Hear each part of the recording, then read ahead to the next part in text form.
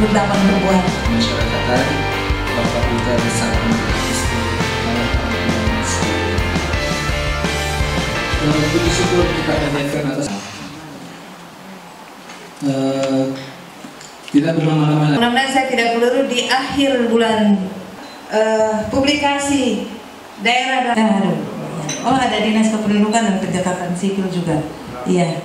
Kita lakukan FGD ini adalah untuk publikasi daerah dalam angka 2024. Di dalam daerah dalam angka 2024 itu ada data sektoral dan data dari data primer dari BPS ya. Jadi pentingnya apa?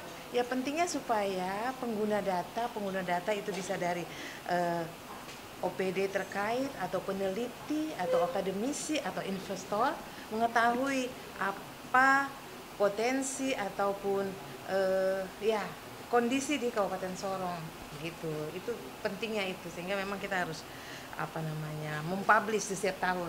Ya, itu sesuai dengan aturan atau petunjuk dari BPS.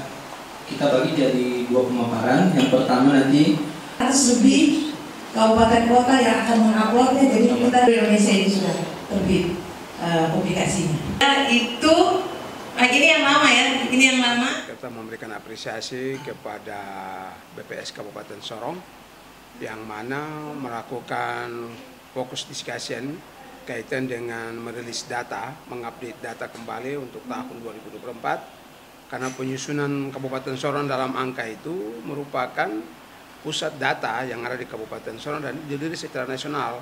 Nanti rencananya itu adalah tanggal 23 di data yang sudah kita discussion ini dia harus masuk plus tanggal 23.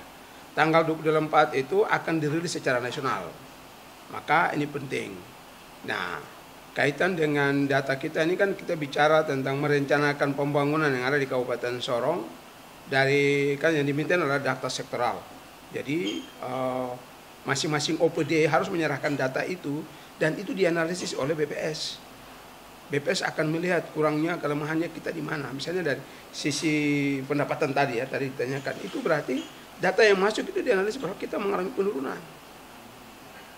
Nah itu dikaji di situ dari sisi statistik. Misalnya dari indeks IPM-nya, indeks pembangunan manusia, kita mengalami kenaikan atau penurunan. Indeks kemiskinan, kita mengalami kenaikan atau penurunan. Kalau misalnya kita masih mengalami kenaikan, berarti itu masalah.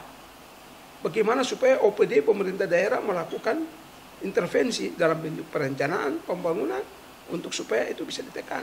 Kalau kita bicara misalnya stunting, angka stunting naik, itu tahu dari mana? Dari BPS, data itu dimasukkan di analisa, oh ternyata angka stunting kita tinggi. Berarti kita harus melakukan program pembangunan untuk menaikkan itu.